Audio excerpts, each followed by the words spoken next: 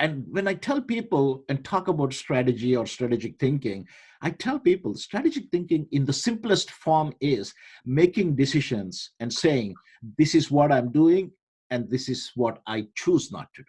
Hey, Drew here with Influence Trainer. I just completed an interview with international coach, wonderful consultant and founder of Egos for Entrepreneurs Growth System, and Raj Tedla. And so we've got a fantastic interview on strategic career planning.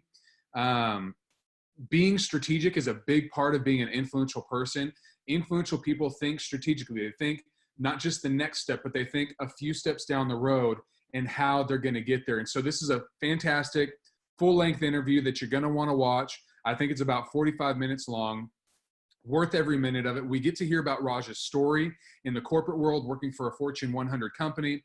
And then we also get to learn about his transition from the corporate world into being a successful entrepreneur, running his own business and helping entrepreneurs all around the globe.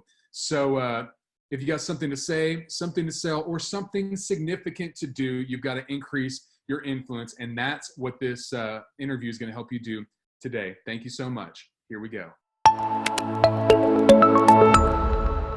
Jump right in. Raj, so happy to have you here today. Thank you for allowing me to interview you again and let the viewers learn from your vast experience in Fortune 100 companies, and also in being an entrepreneur and building your own business from scratch, a consulting, training, coaching business. And so just fantastic to have you here. Thank you so much. And I really appreciate you giving us your time. Thank you, Drew. It's always a pleasure to be on the show with you and talk about different topics. You are just awesome in bringing value to all of the viewers and listeners. Thank you. Thank you so much. So we want to talk about strategic career planning today. And just by way of background, I do want to let the viewers know that strategic planning is a big part of what you do in your Egos program, your entrepreneur program that you have for businesses. And you really help CEOs, leadership teams all around the world globally, help them get really clear on what their strategic plan is as an organization, where they're trying to go, what they're trying to do. And they take the 5-year, the 10-year, then you break it right down into small steps that they can take and put into practice. So we're going to ask you a little bit about strategic planning, how we can apply that to our careers. We're going to talk to you about this whole process of what is strategic plan, kind of break it down for us in this as well. So I'm super excited, but I want to start out with a wonderful story that you shared with me about your own career path and being strategic. And this is really what set this whole thing off. And me wanting to interview you about this is you worked for this Fortune 100 company, fantastic company. And you were in global quality, you're a global quality leader. And I'll let you kind of share the details of what that means. But you wanted to make this shift over into being a marketing VP, which, just kind of sounds like almost two different people to me, and so I want you to explain that. And it didn't really work at the first attempt. And so go ahead, pick it up, share the story with us and let us know kind of the process and what you did from there. So again, thank you very much, Drew. If you look at the quality role, basically what you're doing is in our companies, Lean Six Sigma was very big. So it was across the globe and it was a global company. So I was responsible for Lean Six Sigma to be implemented across all the P&Ls across the globe. So at that time, we were about 18 profit and loss centers. So it was about 18 different countries. I'm very, very proactive about it, and that really helped me in my career. Okay. So when you talk about strategic career planning, that is what it is. You're always thinking ahead of time and saying, where do you want to be? What is the next role? And start thinking about it. That's great. So one of the role I was really, really interested in was a strategic marketing role. It was a VP level role. And interesting enough that you mentioned that, Raj, these are like two different roles. So just to give you from a background, I come from an engineering background with a bachelor's and master's, but I have an MBA in strategy and marketing as well. Mm. So I had the skill set. I had taken a few roles, but nothing significant in marketing. The way I always looked at it is every role I took, I didn't have any experience. So even in the Six Sigma, when I got in there, a lot of people were like, what is Six Sigma? Because it was just introduced into the world just a Ah, few years before. Our company was just starting when I got into Six Sigma. okay. So, like, to give you an idea, I was in the first 40 people for this division to be a black belt, Six Sigma black belt. Wow. And So, I know that you've gotten so many certifications since. What are all your Six Sigma? And I'm not really familiar with all of it, but I'm sure some of the listeners are, so they can kind of understand your depth of understanding of this topic. so just to give you, I'll give you a hierarchy of all the certifications you can get in Six Sigma for our viewers' benefit. Generally, you have the lowest level is called the white belt. Okay. And some people call it a yellow belt interchangeably as well. Again, there is a little bit of non-standard there. And then the standard next step is for a green belt. Okay. So you call them a Lean Six Sigma green belt. Then you go back and say Lean Six Sigma black belt, Mm. Lean Six Sigma master black belt. And then very few companies and Fortune 500, Fortune 100 companies, they created their own program called Lean Six Sigma Quality Leader, which is the highest. Okay. Which is what you did before Yes. you went in for this marketing role. Yeah. So I was a black belt, went and became a master black belt, and then became a quality leader. And then I Wow. wanted to move on from there. You So can have any desire to achieve in life. It's, that's you struggle with trying to achieve new goals, right? hey, sometimes that becomes a challenge because you got too many things you want to go after. Right. And I mean, in fact, if you really look at it, there are some people who just want to do what they're doing, and there are some people who want to do everything. Yeah. Two extremes. And that is where, and when I tell people and talk about strategy or strategic thinking, I tell people strategic thinking in the simplest form is making decisions and saying, this is what I'm doing, and this is what I choose not to do. Okay. That is the simplest form. That's good. This is what I'm doing. This is what I'm choosing not to do. That's Yes. the simplest form of strategic thinking. That is what I tell people. And everybody wants to make this like a big complex thing. Yeah. There are several factors in thinking where you want to go and where you should do not go. Mhm. But it is as simple as that. That's good. And that's what I tell people. If you want something, whatever your factors are, think about the factors and go make a decision on that. Yeah. And then it is yes or no, and then follow that. But coming back to the question you asked me, so I wanted to go into this VP strategic marketing role. The only thing is we can't give you the job at the VP level because you really didn't have a lot of successful experience. So you need to go back and to the manager kind of a level position and then grow from there. Yeah. So from where I was as a quality leader and the manager, it was almost like going down three different levels. Oh, So wow. so it was almost like stepping back a minimum of 6 to 7 years, 8 years of my career. Mm. So I said, no, I'm not interested at this time and stuff. And I said, thank you very much. I'll stay in my role for another year or so. Yeah. So a company went and basically partnered with two major universities, Northwestern University as well as University of Pennsylvania. Okay. And some of the professors, along with our company senior leaders, were creating a complete brand new curriculum for marketing. Okay. So just to give you an idea, marketing was not a strength for us as a company, sales was. So since sales was so strong, then really never focused on increasing the effectiveness of marketing team. It was there, but it was not the same. Yeah. So they said marketing is going to be huge, and they put a strong emphasis, and they were working with these two universities to build a unique marketing curriculum and culture at the company. So I was pretty much good at what I was doing. Yeah. So I spoke to my boss and said, I really want to be part of it. They selected like 25 to 30 people to go back and participate and be part of this development activities. Okay. So I convinced my boss, and he finally said, Raj, you don't need marketing, but I could go back and persuade him to go back and be part of the team. You knew where you wanted to go. And so you were persistent and Yes. you persuaded and you kept a lookout for what was on the horizon and how you could move your way to where you wanted to go in the organization.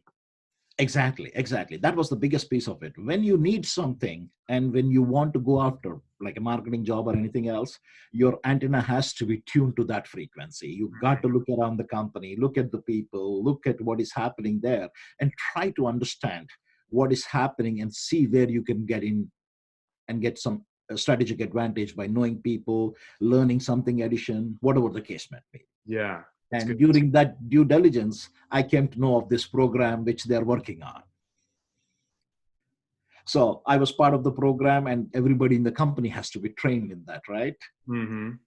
So I was in the first group of 25 people who were trained as train the trainers, and it was our responsibility to train others, train everybody in my department, in my group, and I voluntarily went back into a few other departments, all the new marketing techniques. Wow. So now you are the leader in the marketing process that is being rolled out in the organization.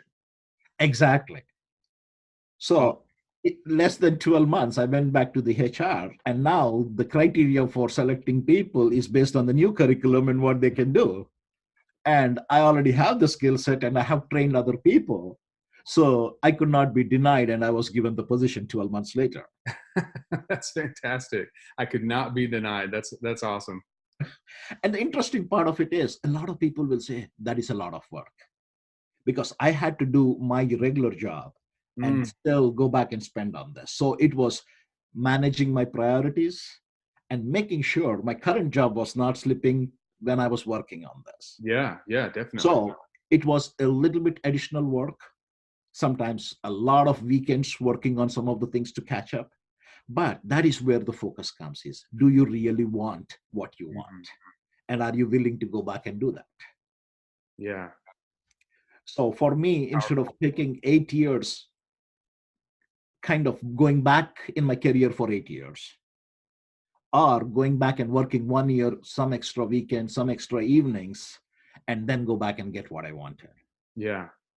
So that is what I choose. I'm sure there are a few people who would say, you know what, I really don't want the extra effort. And that is perfectly fine, because everybody is different and what they want. Yeah.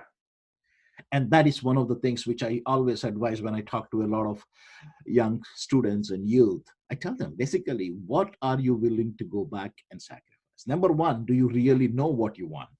Yeah. And once you know that, number two is, what are you willing to give up to get that? Yeah. And a lot of people, even they go and get the number one right, but number two, they're not very comfortable. Not willing to do what it takes to reach that goal. Exactly.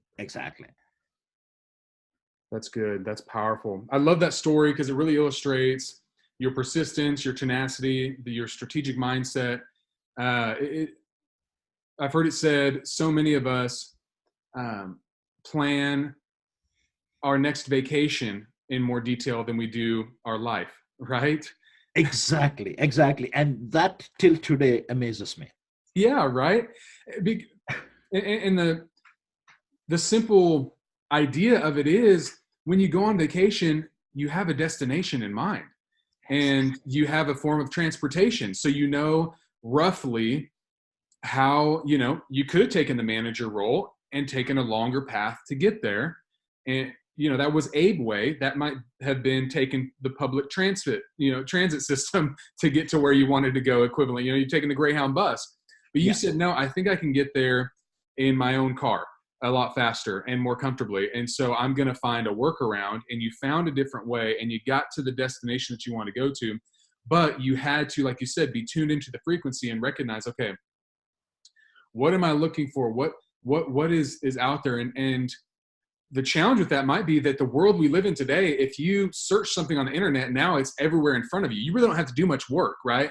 All the social media and the ads and all that kind of stuff, it's got our information, and it puts, if we say we search Las Vegas, you're going to have emails and ads and all kinds of things come on your radar with Las Vegas on it. And it makes it so easy for us. But what you're saying is you have to put in some effort. You've got to say, this is something I really want. I'm going to put focus on it. And then I'm going to look for the opportunities around me And then when they come around, I'm going to take advantage of them. And not only that, you said something very important. You said, I could not be denied. I think too often there's an assumption that I should not be denied, right? I should not, because, hey, I'm here because I got an education, or I, am a nice person, so you should give me the job. No, you worked so hard that they had to look at you and say, you already meet all the criteria. You exceed the criteria for the role. You're the best possible candidate. No one can deny that.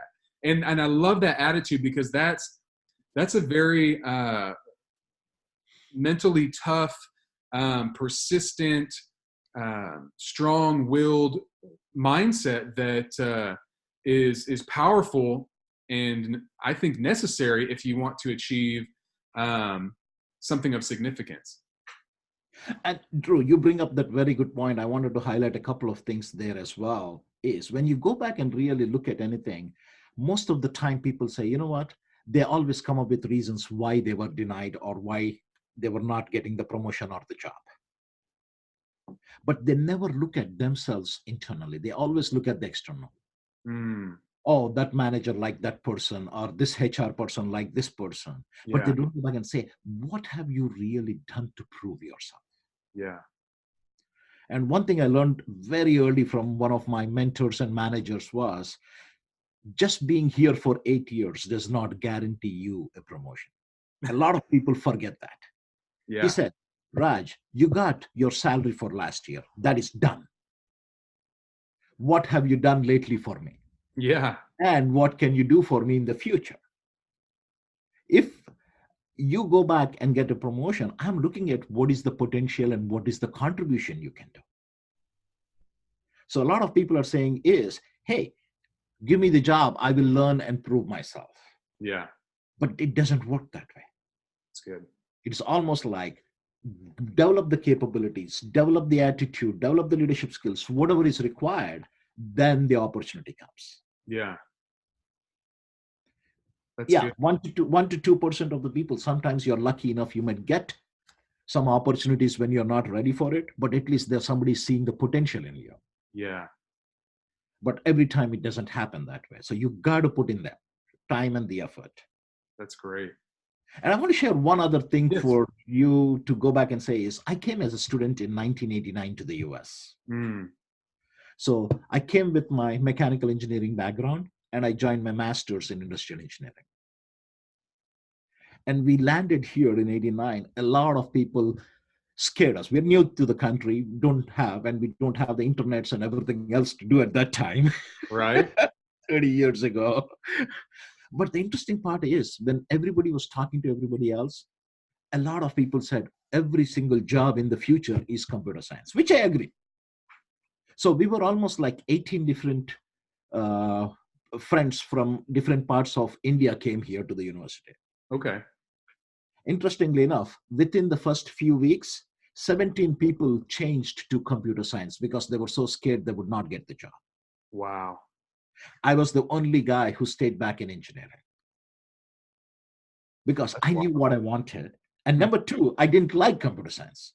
Half of the people didn't like computer science, but they stuck with it because of just getting a job. Yeah. And everybody plans differently, right? So I said, no, I am not compromising it. So I went back and I finished my 2 years program in about 1.5 years. Oh, wow. And then I put very, very aggressive effort to go back and get my job. And that really, really helped me to get a job in Ohio. So just look at it. I started my career in Alabama, getting my master's, and started looking for jobs and traveled all the way to Ohio to get my first job. Wow. It was one of the toughest jobs I could find in my career. But fast forward now almost 30 years. Mm, And if I look at everything I have done with what I have done, that was the cornerstone because that gave me so much of confidence and that said, I am on the right track. I know what I want and I know what I need to do. that's good. So from 89 to 99, almost, I spent a lot of time in manufacturing, everything related to my engineering field. And then I got my MBA, and then I started exploring and said, now I have the toolkit, I have the things, I need to change. Yeah.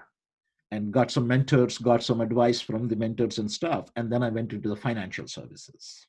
Okay. So you talk about strategic planning. I was a Six Sigma black belt in manufacturing, and Mm-hmm. the skill set was the same when you go to a capital kind of a business, financial services business. Okay. So with the MBA and my skill set, I took the same skill set, but I went to a different industry, which is financial services. Yeah. And that is where I worked very hard, proved myself using my Six Sigma toolkit. Then I got to go to strategic marketing. Okay. So I'm leveraging some of my skill set, changing the industry, and then changing into the field which I wanted to be. Yeah. And that is all something you need to have the foresight, thinking process, get some mentors, however you get the process, but you need to be proactive. You can't be reactive for such a kind of a career. Yeah. Yeah. That's great. Well, you're flowing right into where I want us to go is, is there a process, let's say you've got someone out there. I think there's a lot of content out there for young people, putting together a plan in college or out of college. What about the person that's, they're right around 40 years old. I don't know exactly how old you were when you did the VP of marketing, but they're around that 40-year-old range. They've had some success, but they want to go to the next level. Do you have a career planning process where people can be very strategic, or could you break it down into some tips or some steps that, based on your strategic plan that you work with organizations, how can we kind of apply that to the individual? Okay. And generally, this is what I tell people, especially it is not going to be a quick 3 months, 6 months kind of an effort. If you want to do it right, you have to plan for it. That's good. So most of the companies, when I'm telling or advising them to change from a strategy perspective, I always tell them, look at it from a minimum 3-year time frame. Okay. And the first equation is 70% of your effort has to be focused on what you want to accomplish in the next 12 months. Okay. So that is the industry advice. But if you look at it and somebody's working and say, hey, I want to change my career to something, they have to put 70% of our effort in whatever field they are working currently to make sure that they deliver value, because they might not have a job if they don't deliver value, right? Yeah. Great point. Great point. And then we take the next 20 to 30% of it and say, what is that you want to accomplish, or where do you want to change? Mm. So like my experience, we were talking about the quality leader, right? I was Mm-hmm. spending 70% of the effort there, and I took 30% of my time and said, what can I do about the strategic marketing piece of it? Yeah. So people have to start thinking about it. Yeah. And one of the things is, a lot of people will go after and say, I like the job, but they may not take the time to go back and really understand what does it take. Mm. So even when college students or somebody who's just out of college, I tell them, go talk to somebody and find out a day in their life.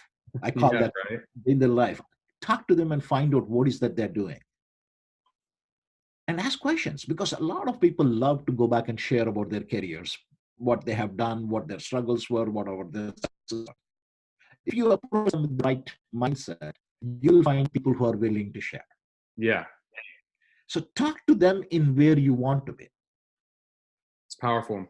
It's key. And it's something that I have in my strategic career coaching program. When I work with individuals, people is a huge part. You got to figure out what you want to do first, but then you've got to find the people that are going to help you get there, the Yes. mentors, the people that you can interview and you can take to lunch, and you buy them lunch. Okay. Let's just clear that up real quick. If you're asking them questions, you buy them lunch.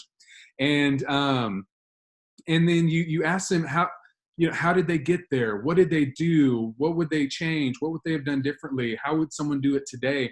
Those types of questions, and get a full understanding. I think that's powerful what you're saying right there. And we can't skip over it. And really what comes to mind is the saying, count the cost. Before you jump into it, you've got to count the cost. Before you build a house, you got to count the cost and see, what is it going to take? Am I starting at the right time of the year? Am I going to have a roof on this thing when winter comes? Type things. You got to get very practical about the right timing to start and putting your efforts. And I do want to say one more thing, and then we'll jump right back into where you were at with those tips and the process. I was speaking, if someone's concerned about giving 30% to something new and kind of learning and educating while they're still doing their job, for one, you said you had to work some weekends because you're going to deliver quality and value, and you're not going to take that paycheck and not deliver above and beyond what you're receiving. So I want that to be said on the front end. People fully understand that that's who you are. That's what you share with others. But I was talking to a CEO of an organization that I work with recently, and we were talking about this whole idea of personal growth and personal development. And he was talking about how many times he feels guilty stopping and reading even, a Harvard Business Review article or something, and just taking the time during the workday to develop himself, better understand his industry. But he said, but every time he does it, he gets better where he's at and what he's doing as he continues to develop himself along the way. And so that's just a powerful thing that we've got to remember. As you develop yourself, even if it's in a different area, your brain is automatically going to apply it where you're at and help you be more successful in the area that your primary focus is. And so I just wanted to say that, and then we'll jump right back into you, Raj. No, but that's very, very interesting, because if the culture is such that if you're reading something and that is not value added, then it is a company's fault that they're creating a culture like that. Mm. Because I look at my whole career, one of the biggest things that really helped me was reading. Yeah. Got a huge collection of books. I'm one of the best Amazon customers, I would say, because the Amazon truck comes at least 5 times a week to my house. They'll be sending the drones to your house once they get them. I'm sure that I will be seeing a few more drones in a few years, always hovering over my house. But again, if you go back and look at that piece of it, the CEO who was telling you about reading an article or something, they are learning.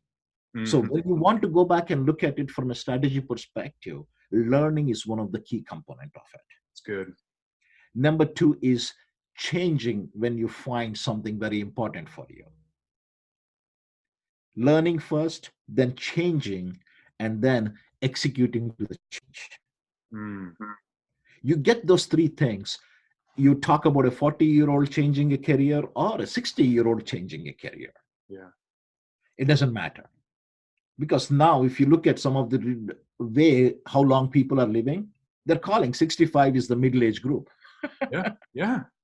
And when you have that kind of a thing, it doesn't matter when you want to go and do what you want to do. I mean, if I remember my reading right, the guy who founded Kentucky Fried Chicken. Yeah. He started after his retirement, somewhere in his 60s, right? Early 60s. Yeah, that's what I've heard. Yeah, so I don't know the exact dates, but I know that he was 60 plus. He was retired. And his whole vision was he had a great hobby and a recipe, and he just wanted to give it away, and people were not ready to take it. And thanks, people did not take it. Now he made so many millions of dollars, and the legacy is here even today after so many years. Right. But again, he was passionate about it, and he knew what he wanted from that product. He wanted to go back and share the recipe. That's good. So that is one of the things, and he was willing to go back and do whatever it takes to share that passion and vision. Let me jump on a tangent real quick as it relates to change, because you have made changes. You made a huge shift from the corporate world into becoming an entrepreneur and helping other entrepreneurs build their businesses. And you have this whole program and system. That's a big change. And we've talked about it. You had friends at the time when you made that shift, and it was terrifying for them. The thought of transitioning from the, safety, which is there anything safe? I mean, we think it's safer in a larger corporation, but large corporations lay off people and shut down all the time. They come and they go. But, leaving that safety net for doing your own thing, how in your mind, identifying as a corporate VP and having this title and this prestigious in a Fortune 100 company to hanging a shingle and doing your own thing, was that a tough change in your mind, or kind of walk us through that mindset of changing? I'm telling you, it is just a big eye-opening and a humbling experience. Right out of the bat. because you got a great system around you, you got a lot of team of members, and you got very highly intellectual people around you where you talk and get things done. But when you go back and open your own business, it is all you. Yeah. You're pretty much the person who is cleaning the floor in the morning, printing stuff, binding stuff, stapling stuff, and doing the training and the consulting work. So you're pretty much doing soup to nuts. Every single thing is offered. So that was a big change. But coming back to the strategy piece of it, Rich, we were starting to talk about it. Mm-hmm. I really wanted to do this, but I was not sure if this is what something I would be good at or I would be successful at. Ah, So at that time, I was talking way back in 2002. Just to give you an idea, I started my business in 2008. okay. But 6 years before that, in 2002, there was an opportunity through our organization to go back and help minority and women-owned businesses by being a mentor for a year. Okay. It was a corporate social responsibility kind of a thing. So for my company, I ran the program for 3 years because I wanted to get this experience. Like going back and telling you 70-30, this Yeah. was still again the 30% of it because long term, I always wanted to be an entrepreneur. Wow. That's powerful. So you just, even back in '02, you always wanted to be an entrepreneur. And so that seed was there, that desire to do your own thing was always part of this ultimate plan. When exactly it happened, maybe you weren't, super clear on that. I don't know, but you had that in the back of your mind. That's fascinating. So for 3 years, I worked with 3 different small business owners. So now I understood everything firsthand, what their challenges are, what their opportunities are, and things like that. And one of the 3 businesses, I was really fascinated because they were a $8 million sales company. Uh-huh. And in less than 3 years, we made it a $22 million company. Wow. And he was like, Raj, you sitting here doing part-time on a Saturday morning or a Sunday morning, you come and work with my team and me, and you helped us so much. You should become an entrepreneur. So he started igniting the fire much more. Yeah. But still, I learned a lot of things for 6 years. That's great. So it built the confidence, but it was still a humbling experience. So I just want you to go back and differentiate between the two. So Extremely confident and humble at the same time. It sounds counterintuitive, but it's absolutely. So it is an humbling experience with everything that you have to do. Mm-hmm. It is still a confidence because you can add value. Yeah, that's good. And that is where I would go back and say, so that's the reason why it's a mixed reaction there. Yeah.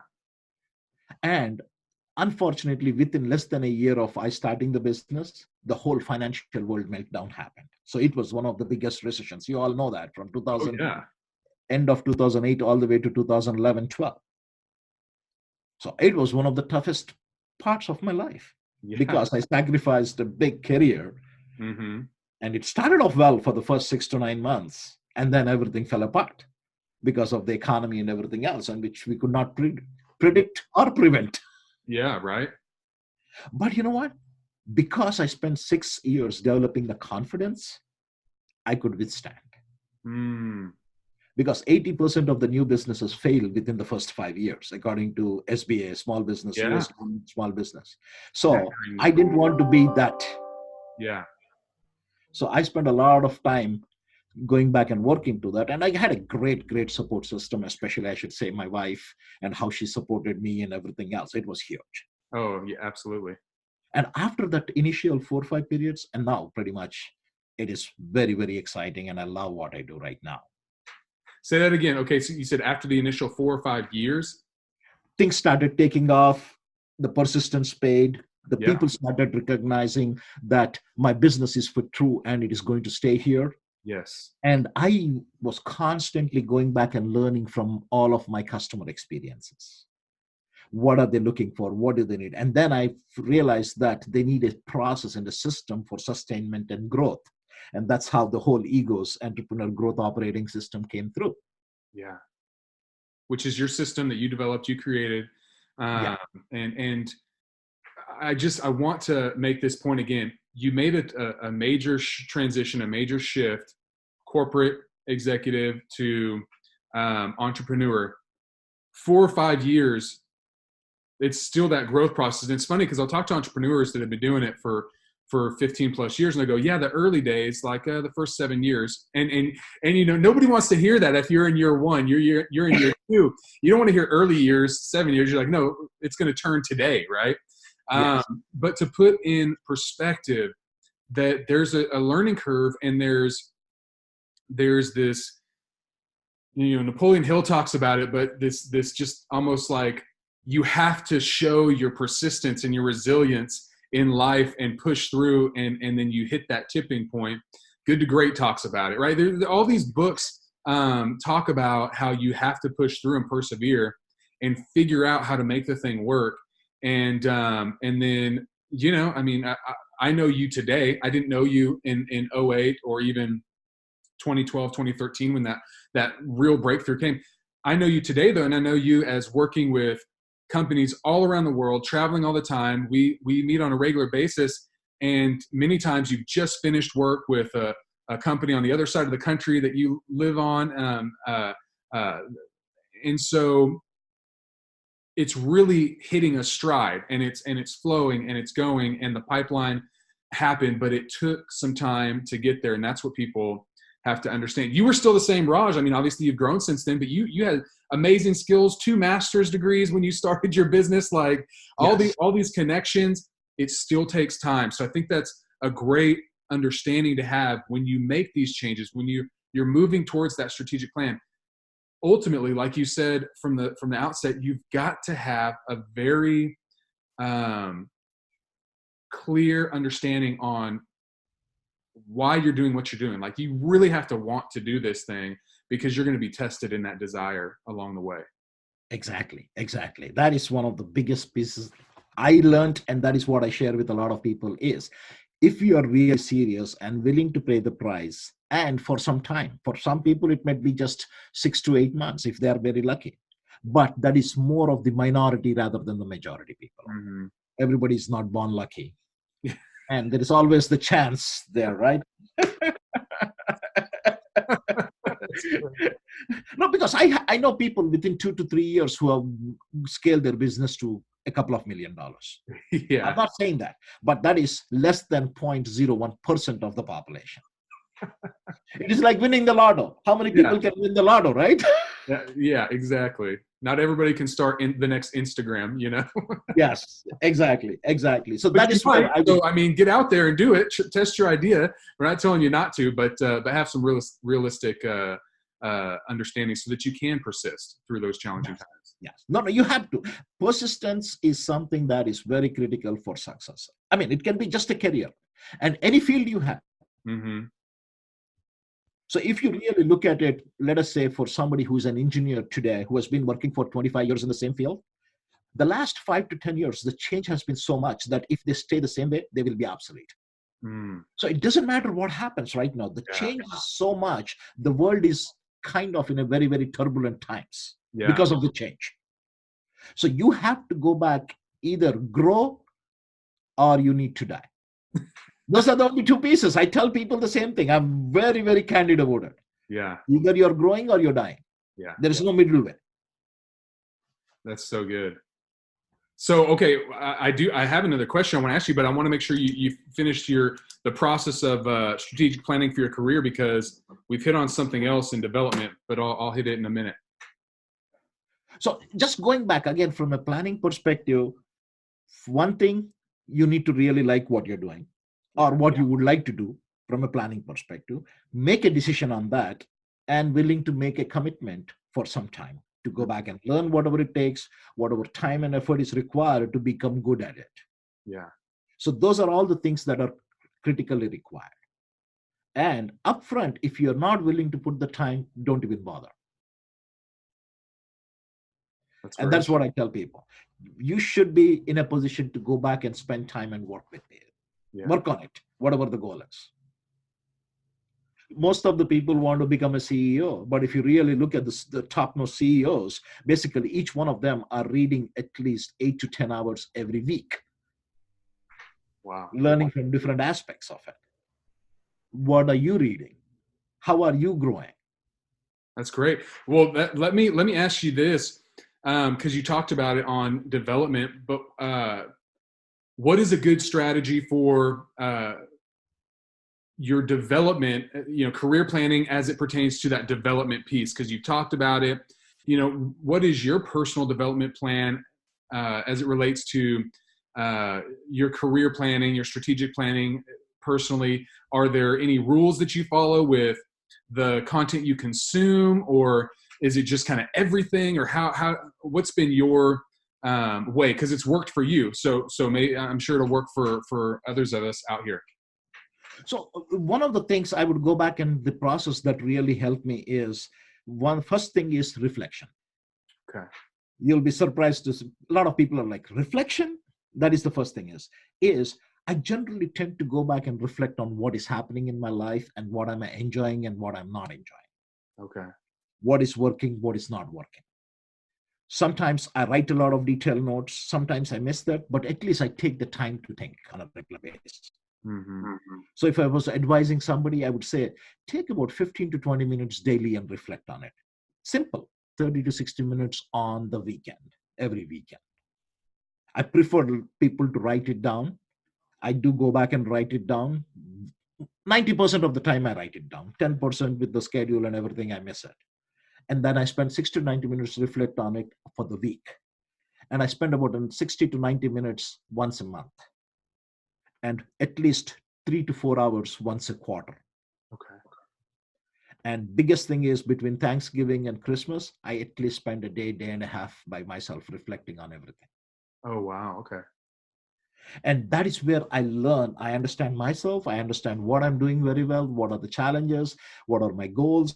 Strategically, you need to make a decision saying, yes, I'm going to do this, and making a decision, no, I am not doing this. That is what I said, strategy, right?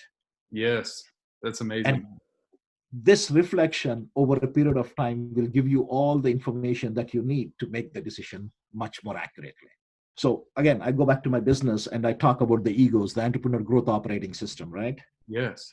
And interestingly enough is a client gave me the idea. My customer gave me the idea and said, Raj, this is what you're doing. This is the system you put and you really helped us grow so much. You need to think about this. Yeah. And I spent almost, I would say, between 3 to 4 months reflecting on that before even I put the name egos on that, what the discussion was. Yeah. This all happened almost like 3.5, 4 years ago. So if you look at it, it took me almost like a 3.5 time frame, 3.5 years to really be where I am. And now I'm very comfortable. I still keep on upgrading a little bit here and there and tweaking to make sure my customer gets the maximum value. But I have the complete picture right now. Yeah. So if you look at the 30% of it, what I'm talking about, that is what spent me, and it took me 3 years. Perfect. So that's your project you're working on, because strategically that's ultimately where you're going. You have goals with how many companies you want to run through the EGOS program. And anybody watching, if you're an entrepreneur out there, you have a business, what are the numbers kind of, what's that sweet spot for your program? I know small business is a range from 50 to 400. Is that the same with you? 50 to 400 employees. Is that the same with you, or is it So generally, how do you measure that? Who's your best person going to benefit the most from your program?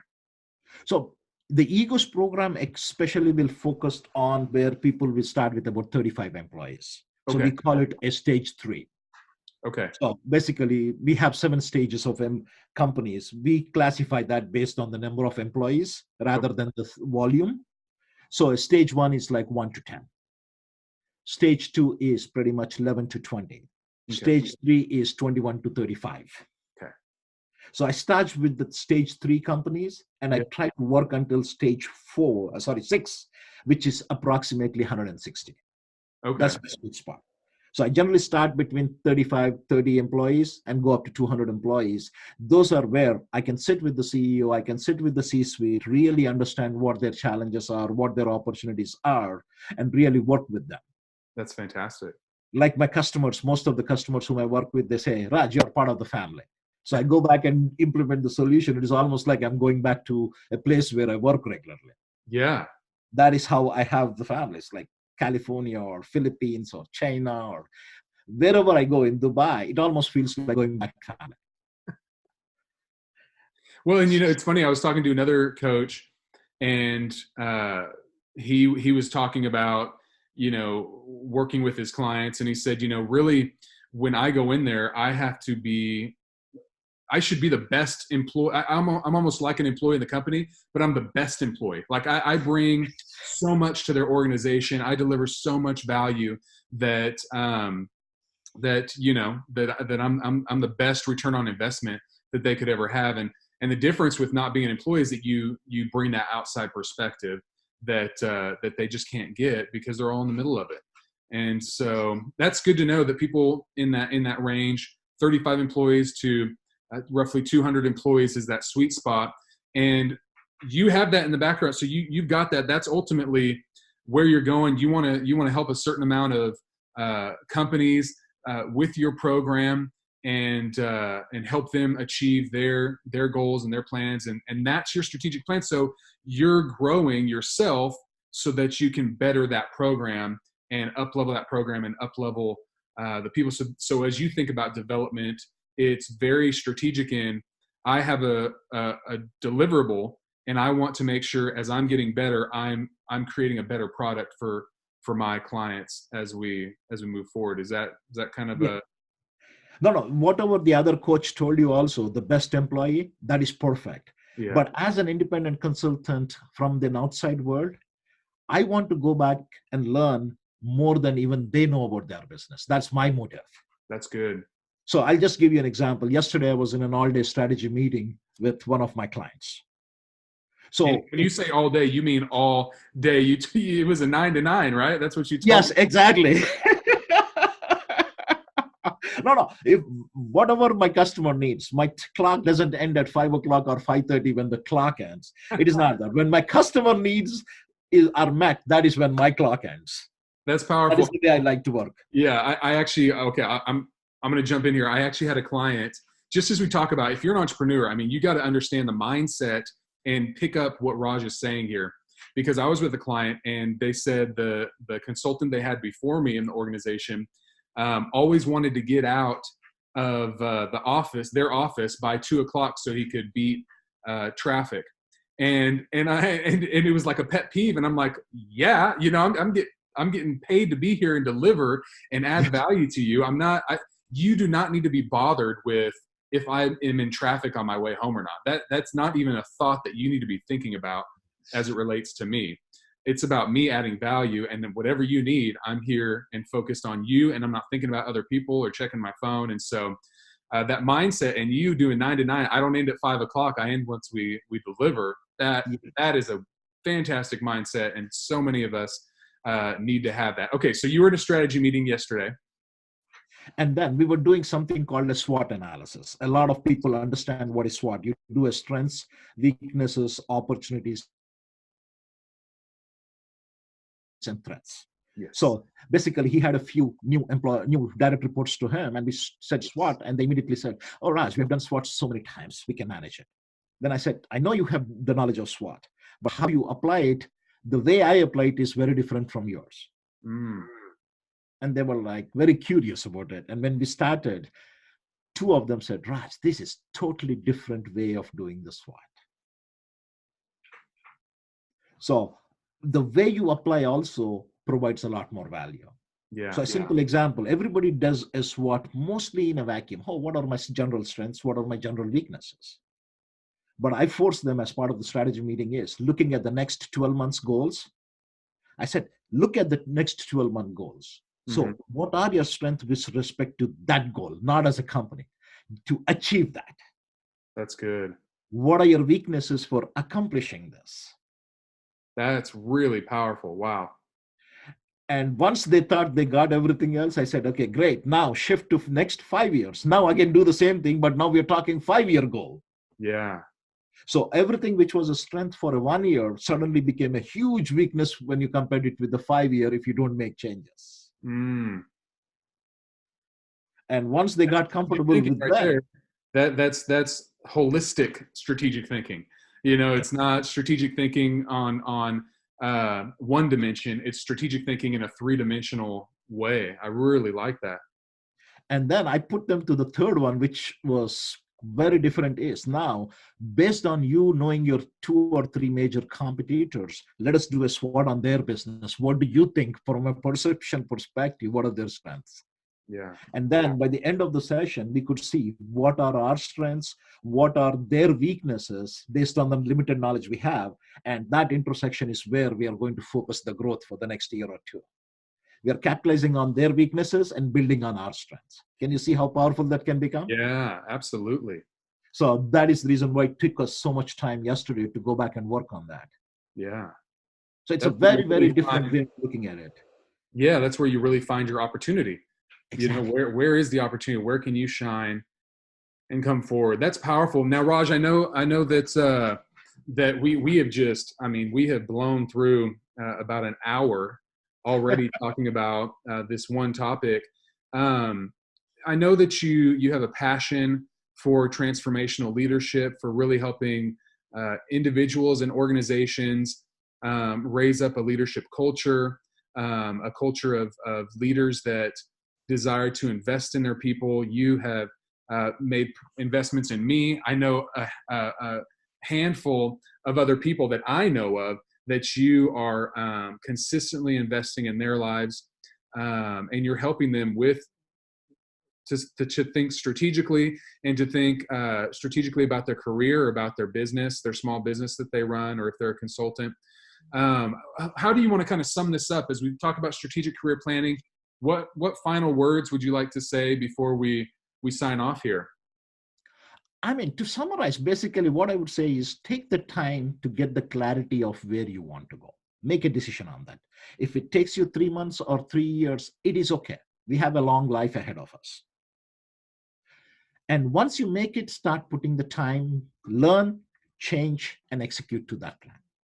That's so good. Do that piece of it. And again, just because you made one decision, it doesn't stop there. You're constantly evaluating things.